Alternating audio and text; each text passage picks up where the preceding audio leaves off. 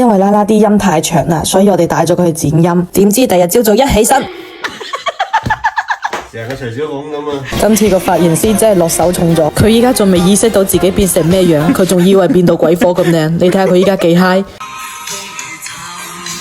認清現實後，佢都剪到咁嘅，我覺得好樣衰啊！我個頭髮係咪好搞笑啊？是的。我俾頭啦，免費都冇計啊！我晒時間。髮型真係好重要啊，可以令一個肥妹變成一個委屈嘅肥妹。咁靚嘅喂！你有啲頭髮點好靚㗎！你覺得爺講真定講假？講假？心水清到夠。係咪牙籤骨到雞雞湯你飲？你放學翻嚟飲雞雞湯。隻眼冧到阿爺直頭想買咗個市場落嚟啊！怪醫生唔偷我哋錢咧？點解啊？係啊，呢度咁核突咯。哦，係啊，老師。Good morning。我個髮型靚唔靚？好靚，好靚。